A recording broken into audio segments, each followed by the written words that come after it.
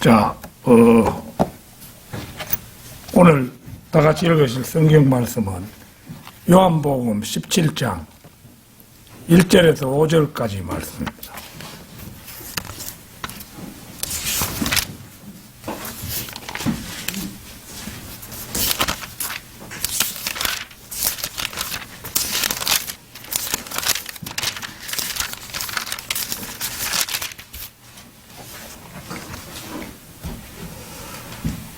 다 찾으신 줄 알고 받들어 읽겠습니다. 예수께서 이러한 말씀들을 하시고 눈을 들어 하늘을 보시며 말씀하시기를 아버지시여 그 시간이 왔나이다. 아버지의 아들을 영화롭게 하셔서 아들도 아버지를 영화롭게 하게 하옵소서. 아버지께서 아들에게 모든 육체 위에 권세를 주신 것은 아들에게 주신 모든 사람에게 영생을 주게 하려 하심이니이다.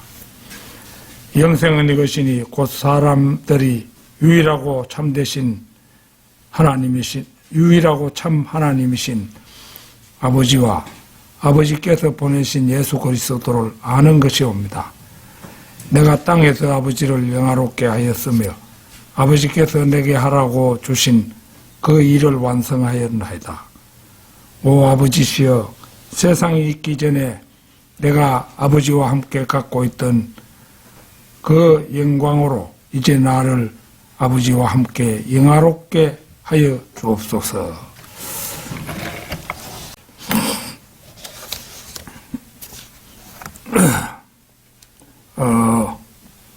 오늘은 특히 오늘 본문 말씀 영생은 이것이니 3절 영생은 이것이니 곧 사람들이 유일하시고 참 하나님이신 아버지와 아버지께서 보내신 예수 그리스도를 아는 것이옵니다. 이 말씀에 착안해서 주님께서 직접 말씀하신 영생의 본질 이런 제목으로 말씀을 드리겠습니다. 요한복음 17장은 성경에서 가장 위대한 장들 가운데 하나입니다. 성경 전체가 위대한 말씀을 담고 있는 게 사실이지만 그 중에서도 다른 장들에 비해 더 중요한 장들이 있기 마련이고 또 어떤 장들은 다른 장들에 비해 위대함을 지니고 있을 것은 당연한 일입니다. 예컨대 창세기는 50장으로 되어 있으나 3장, 12장, 22장, 49장 등은 분명 다른 장들에 비해 몇 배는 더 위대한 말씀이라고 할 수가 있는 것입니다. 요한복음 17장은 주님의 기도입니다. 흔히들 주의 기도라고 하면 하늘에 계신 우리 아버지의 이름이 거룩하게 되옵시고 라고 시작되는 마태복음 6장 9절에서 13절을 연상하지만 이것은 단도직입적으로 말해서 주의 기도가 아닙니다. 주님께서는 이 대목에서 제자들에게는 말씀하지 않으셨습니다. 따라서 이것은 주의 기도가 아니라 제자들의 기도였습니다. 주 예수 그리스도께서는 한 번도 하나님을 우리 아버지라고 부르신 적이 없습니다. 그분께서는 하나님을 내 아버지, 거룩하신 아버지 이렇게 부르셨습니다. 그분께서는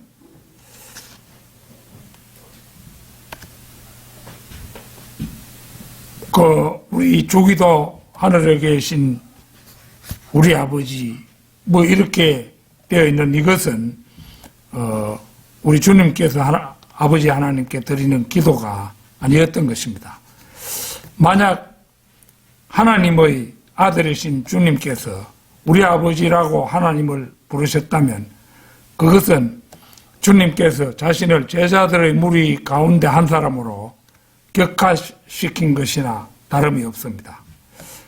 예수 그리스도께서는 결코 이런 일을 하신 적이 없습니다. 우리가 정말 주의 기도를 듣고 싶다면 요한복음 17장을 읽어보아야 할 것입니다. 요한복음 17장에 기록된 주님의 기도는 그분께서 지상사역 기간에 들으셨던 가장 긴 기도이며 주의 만찬을 가지신 뒤에 14장에서 16장에 이르는 6월절 강론을 마치시면서 이제 갈보리에서의 그 위대한 사역을 눈앞에 두시고 제자들 앞에서 드린 기도였던 것입니다. 주님께서 직접 말씀하신 영생의 본질, 첫째는 주님께서 몸소 보여주신 기도의 자세입니다. 예수께서 이러한 말씀들을 하시고 눈을 들어 하늘을 보시며 말씀하시기를, 여기를 보면 주 예수 그리스도께서 막 기도를 시작하시면서 눈을 감지 않으시고 눈을 들어 하늘을 보시며 입을 여십니다. 구약시대에는 하나님께 기도드리는 자세가 보통 서서 양팔을 높이 쳐들고 눈을 뜬 채 하늘을 우러러보며 기도를 드렸습니다. 또는 방 안에서는 서지 않고 무릎을 꿇은 채 역시 양팔을 쳐들고 위를 바라보며 기도를 드리기도 했는데, 다니엘도 이런 자세로 기도드린 장면이 성경에 기록이 되어 있습니다. 다니엘 6장 10절 한번 찾겠습니다. 다니엘 6장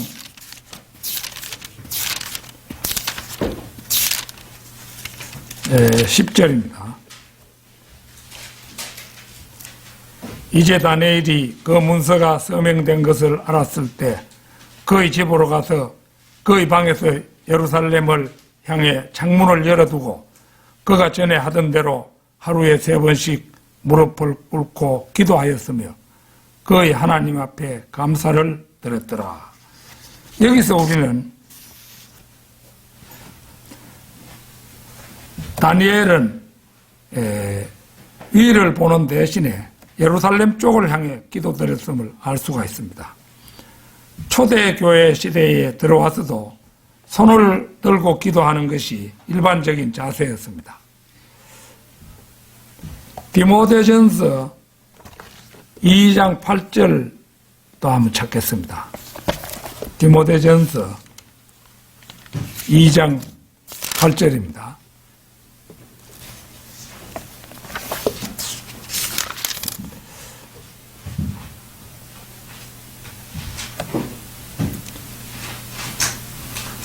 그러므로 나는 남자들이 성냄과 주저함이 없이 어디서나 거룩한 손들을 들고 기도하기를 바라노라. 여기를 보면 얼굴을 예루살렘 쪽으로 향한다거나 서서 기도할 필요는 없게 되었던 것으로 보이지만 손을 들고 기도하는 자세만은 견지되었던 것으로 보입니다. 전에 대구의 어느 교회 소속 사람들이, 아직 그 무렵에 저는 이 성경대로 믿는 그런 신학교에서 공부도 하기 전이었는데, 거기에 출판사 사장이 하는 말이, 자기네들이 그 소록도에 차를 대절해 가는데 같이 갈 마음이 있으면 가자 이래서, 소록도 그 신기한 곳이라서 한번 따라갔던 적이 있습니다. 이들은 소록도에 도착하여 그 중앙광장이라는 곳이 있는데, 그 시인 하나운의 시비가 써 있는 광장인데요. 거기에 도착해서 큰 소리로 찬송가를 부르고 일제히 하늘을 향해 손을 든 채로 기도하는 것을 본 적이 있었습니다. 이들은 지금 생각해보면 디모데전서 2장 8절의 말씀대로 기도한 것이 틀림없었다는 생각이 듭니다. 사도행전 20장 36절 찾겠습니다. 사도행전 20장 36절.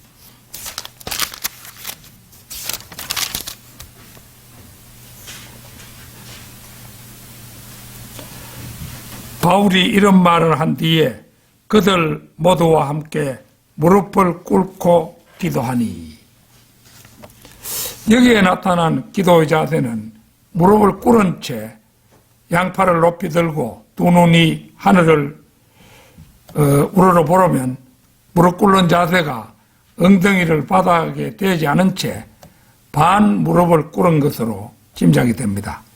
그러나 예수 그리스도께서 어떤 자세로 기도를 드렸고 구약시대나 초대교회 시대의 기도 자세가 어떠하였다는 구절로 오늘날에도 그런 자세여야만 한다고 고집할 필요는 전혀 없습니다. 기도 드리는 데에는 어떤 표준적인 기도 자세가 중요한 것이 아닙니다. 중요한 것은 우리가 믿음으로 정직하게 드리는 기도냐, 우리가 마음을 다하고 생각을 다하고 혼을 다하고 힘을 다하여 드리는 기도냐.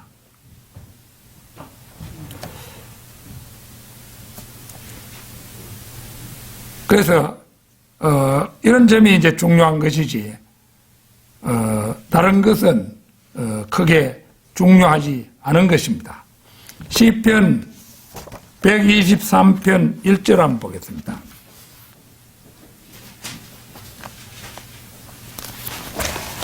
시편 123편 1절 오 하늘들에 거하시는 주여 내가 주께로 내 눈을 들어 올리나이다. 이렇게 되어 있고요. 시편 25편 1절도 한번 보겠습니다. 시편 25편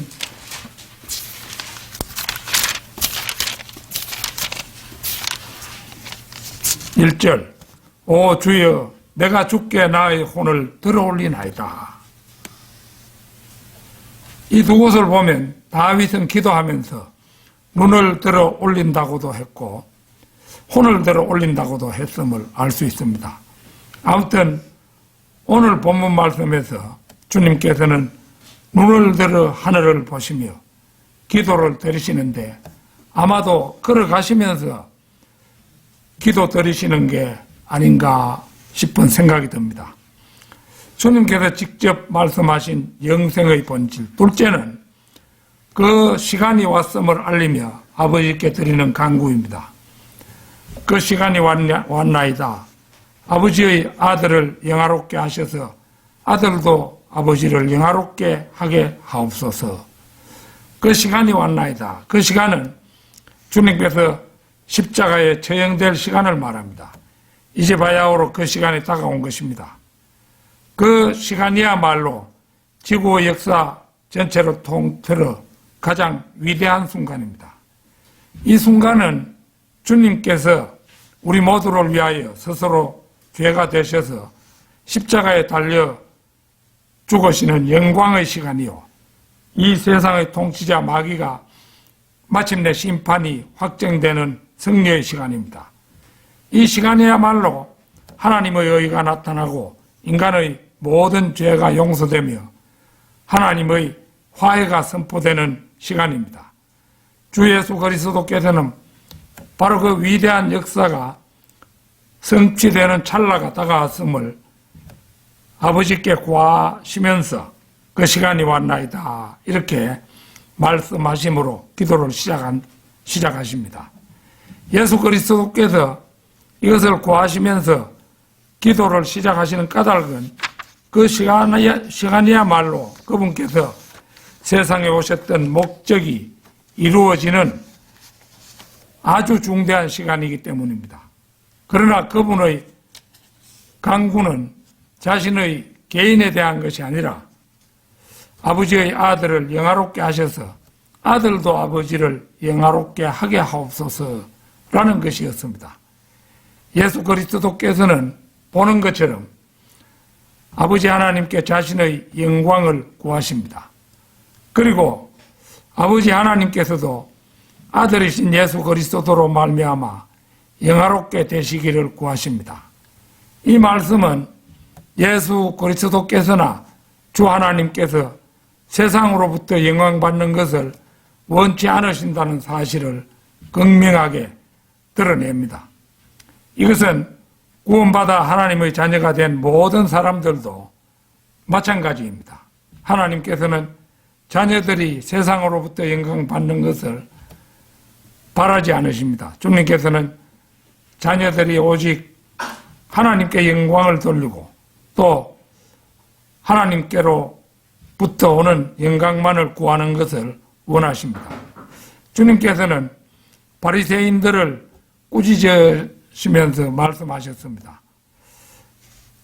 요한복음 5장 44절 한번 찾겠습니다.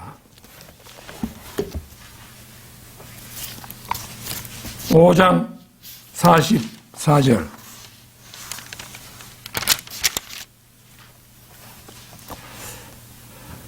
너희가 서로 영광을 받으면서 오직 하나님으로부터 오는 영광은 구하지 아니하니 어찌 나를 믿을 수 있겠느냐. 이 말의 의미는 사람들은 서로 다른 사람들로부터는 인정받고 칭찬받기를 원하지만 하나님으로부터 인정받고 칭찬받는 일에는 무관심하다는 의미입니다. 따라서 그러한 마음가짐으로는 하나님이신 예수님을 믿을 수 없다는 말입니다. 예수 그리스도를 믿으려면 먼저 자기 자신이 죄인임을 알고 그 앞에 무릎을 꿇어야 하기 때문입니다. 얼마 전에 권백명 시인이라고 우리 모퉁이돌을 받아보는 그런 분인데 외환은행에 오래도록 있고 일본 지점에도 가 있었던 그런 사람인데 지금은 성남에 있는데 그분이 시인입니다. 시인인데 그래 이제 먼 길 그걸 재미있게 읽고 있다고 이렇게 전하면서 한 면 되는 편지를 보내오셨어요. 그러면서 거기에 말하기를 그래 목사님의 그 사역도 더 빛나기를 바라고 목사님이 쓰시는 시도 더 깊이를 더해가기 바란다. 뭐 그런 식의 말을 해놨어요. 그래 내가 답장을 쓰면서 나는 세상적으로 문이나 세상 사람들에게 이미 뭐 시를 써서 이름을 떨치고 잘 보이겠다는 그런 소망은 없어졌다고. 지금은 나는 시를 쓰는 일은 일찌감치 포기했고 하나님을 위해서 내 만년을 바치기로 했다. 시는 뭐 시집은 앞으로 안 낼 수도 있고 혹시 내게 된다 할지라도 아무런 힘이 들어가지 않은 그런 짤막한 시, 그런 시는 모아서 한두 권 더 낼란지는 모르겠다. 예전에 젊은 시절처럼 집중해가지고 밤을 새워서 시를 쓰고 하던 그런 것은 이제 내게는 중요치 않다는 것이죠. 그런 답을 며칠 전에 써보냈습니다. 주님께서 직접 말씀하신 영생의 본질. 셋째는 아버지 하나님께서 아들에게 권세를 주신 이유입니다.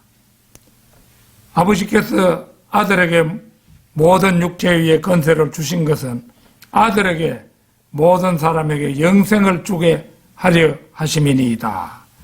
보는 것처럼 예수 그리스도께서는 자신의 아버지 하나님에 의하여 영화롭게 되시고 또 아들의 영광을 통하여 아버지께서 영화롭게 되실 수 있는 위대한 사역의 요소들을 자세히 짚어나가기 시작하십니다.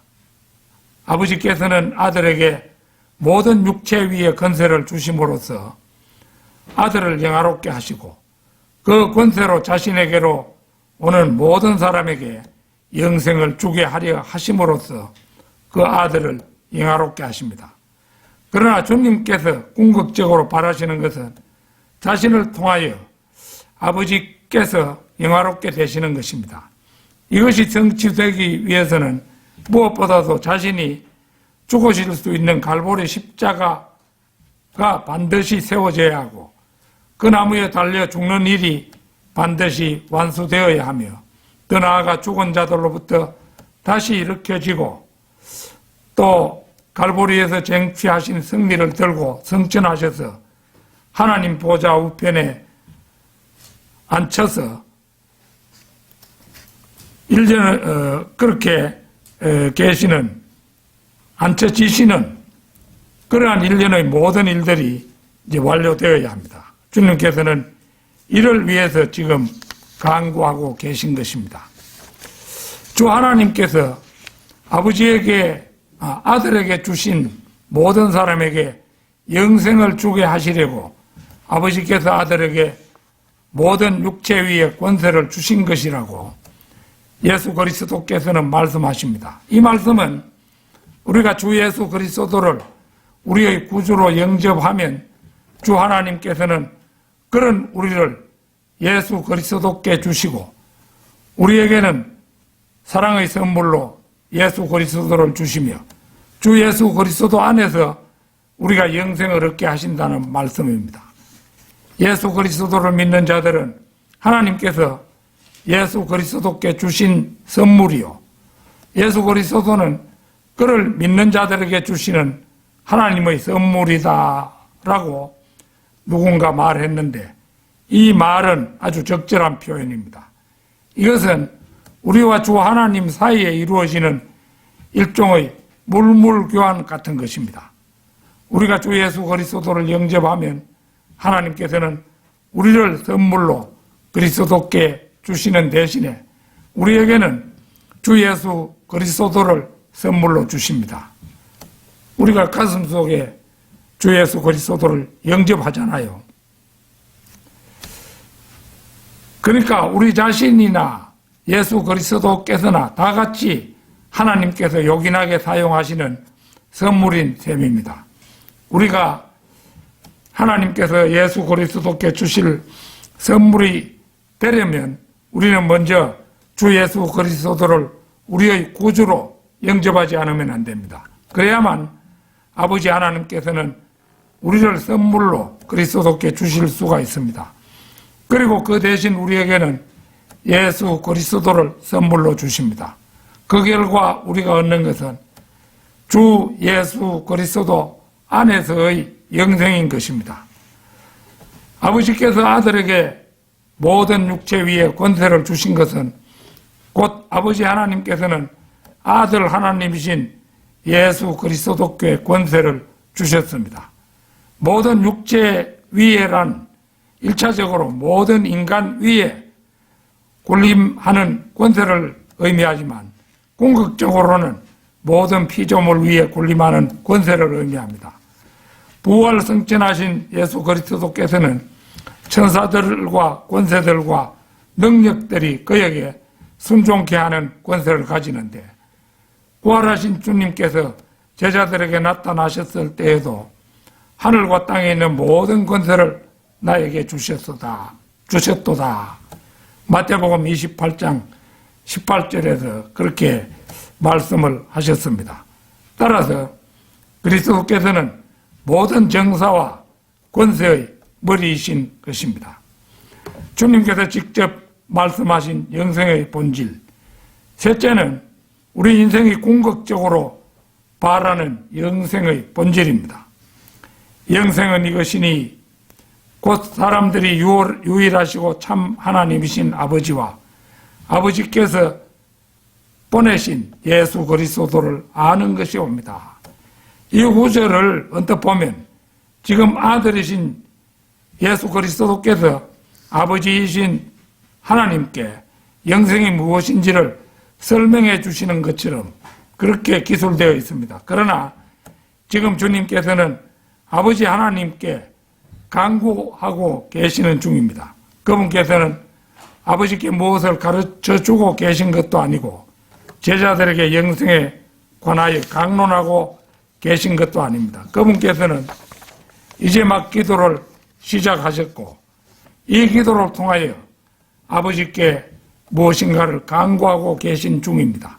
그러니까 지금 주님께서는 사람들이 영생을 얻을 수 있도록 참 하나님이신 아버지를 알고 또 아버지께서 보내신 예수 그리스도를 알게 해 주옵소서 하고 요청하고 계시다는 말입니다. 더 나아가 이렇게 하자면 아버지께서 아들을 영화롭게 해주는 것이 필수적입니다.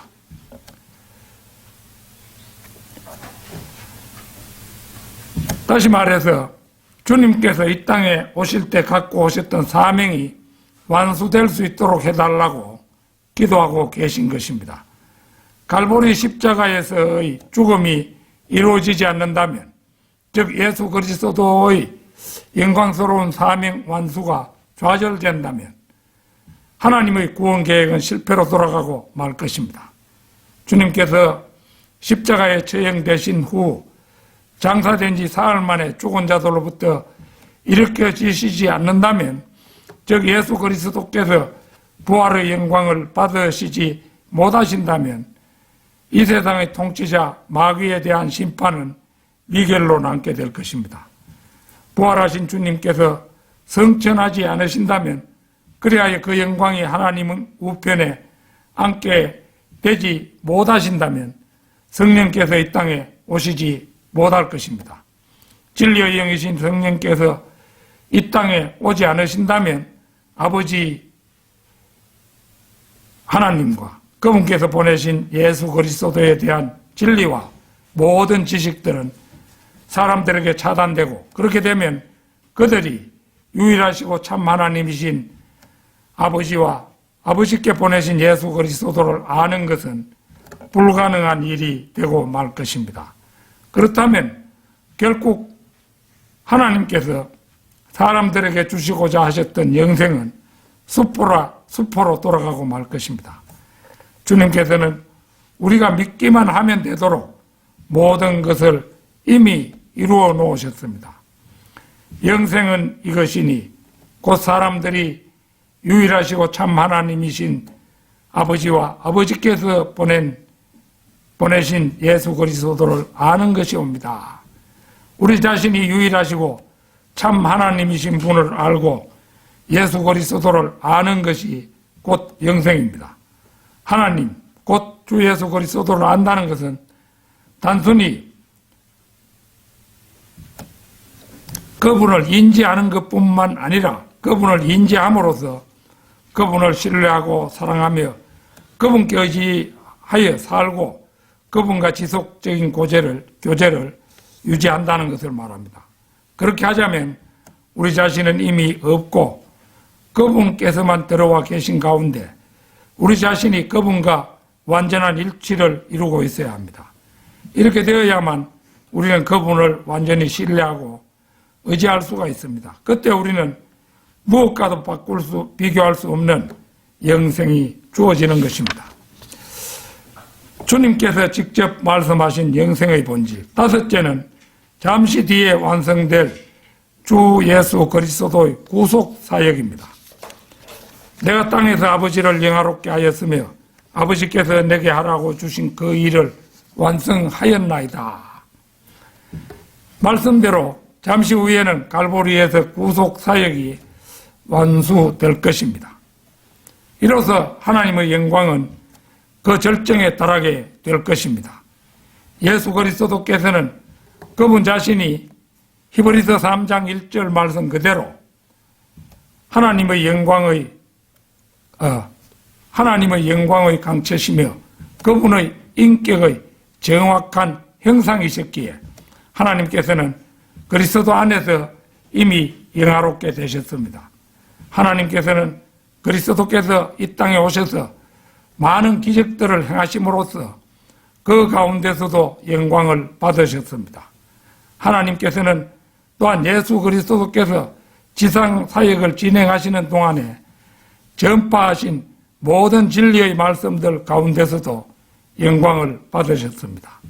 그리고 마침내 예수 그리스도께서 갈보리에서 그 위대한 구속 사역을 완성하실 때 그분께서 영화롭게 해드린 영광은 절정에 달하게 될 것입니다. 아버지 하나님께서 영화롭게 되시는 것은 곧 아들이신 예수 그리스도께서 영화롭게 되시는 것입니다. 예수 그리스도와 아버지 하나님은 하나이시기 때문입니다.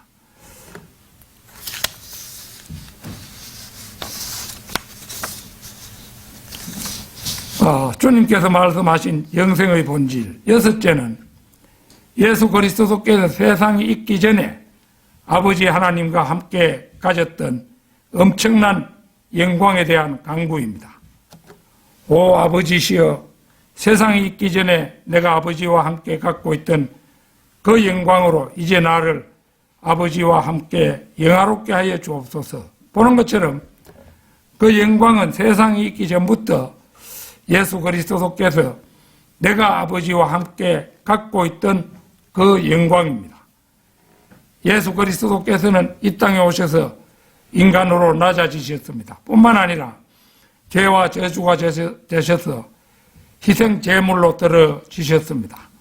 그러나 이제 그리스도께서는 이 임무를 끝내셨습니다. 이제 그분은 세상이 있기 전에 내가 아버지와 함께 갖고 있던 그 영광으로 복귀하셔야 됩니다. 예수 그리스도께서는 바로 이것을 아버지께 간구하십니다. 아버지 하나님께서는 이 간구를 들어주셨습니다. 빌립보서 2장 9절에서 11절 보겠습니다. 빌립보서 2장 9절에서 11절입니다.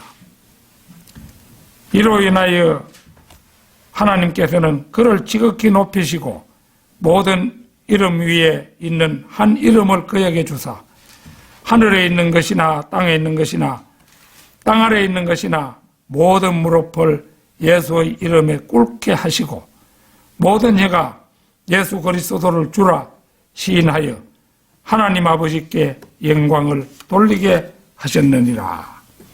그분은 모든 이름 위에 있는 한 이름을 얻으셨고 모든 무릎을 그 자신의 이름에 꿇게 하셨으며 모든 혀가 그리스도를 주라 시인하도록 하여 아버지 하나님께 영광을 돌리도록 하셨습니다.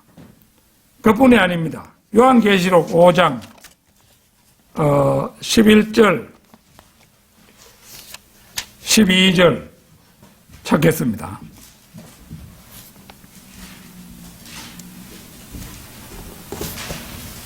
또 내가 보니 그 보좌와 짐승들과 장로들을 둘러싼 많은 천사의 음성을 들었는데 그들의 수가 만만이요 천천이라. 큰 음성으로 말하기를 죽임을 당하신 어린 양이 권세와 부귀와 지혜와 힘과 존귀와 영광과 찬송을 받으시기에 합당하시도다라고 하더라.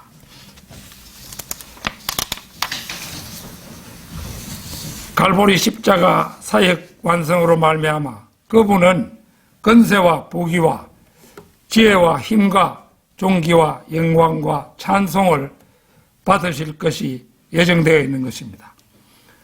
결론적으로 예수 그리스도께서 아버지 하나님께 드리는 이 기도를 마음을 가다듬고 묵상하노라면 우리는 지극히 높으신 하나님의 성막으로 이끌림을 받는 듯한 느낌을 받게 됩니다. 그리하여 우리는 자연 옷깃을 여미고 그 앞에 꿇어 엎드리지 않을 수가 없습니다. 예수 그리스도께서는 우리의 죄들을 위하여 갈보리에서 희생 제물로 드려지심으로써 위대한 사역을 완성하셨습니다. 또한 그분은 지금도 하나님 우편에 앉아 우리를 위하여 하나님께 중보하고 계십니다. 영생은 이것이니 곧 사람들이 유일하시고 참 하나님이신 아버지와 아버지께서 보내신 예수 그리스도를 아는 것이옵니다. 이 말씀을 명심하고 이 세상 삶이 끝나면 우리 모두가 그분과 대면할 수 있기를 바람하지 않습니다. 다 같이 기도드리겠습니다.